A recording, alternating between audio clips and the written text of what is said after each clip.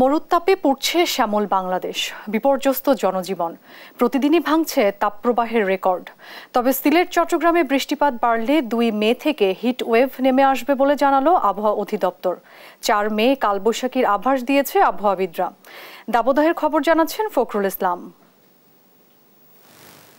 মাঠ জুড়ে সূর্যের তীব্র প্রখর তাপে প্রতিদিনই ছাড়াচ্ছে রেকর্ড। পুড়ছে মাঠঘাট, সড়ক, গরমে ওষ্ঠাগত প্রাণ।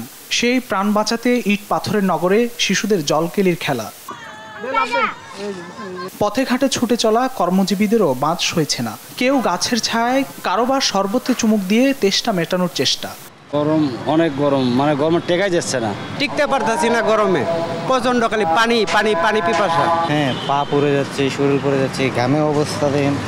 প্রাণ বাঁচাতে কতই না হাপিত্যেশ খেটে খাওয়া মানুষদের। মরুর তাপে পুড়ছে দেশ, মরছে মানুষ, বিপর্যস্ত হচ্ছে জনজীবন। অতি খরায় এক ফুটসত বৃষ্টির হাহাকার তীব্র থেকে হচ্ছে আরও তীব্রতর।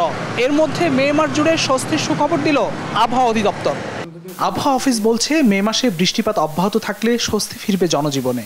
2 তারিখ থেকে যেহেতু আমাদের পূর্বাংশে বিশেষ করে সিলেট এবং চট্টগ্রামে বৃষ্টির পরিমাণ কিছুটা বাড়তে পারে এবং সেটার প্রভাব ঢাকা এবং বরিশাল ডিভিশনে হতে পারে।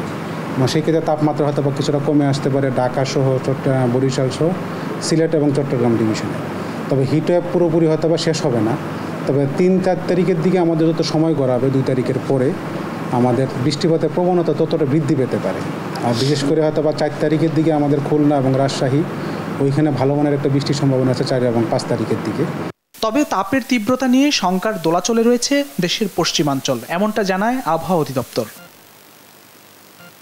ফখরুল ইসলাম, দেশ টিভি, ঢাকা।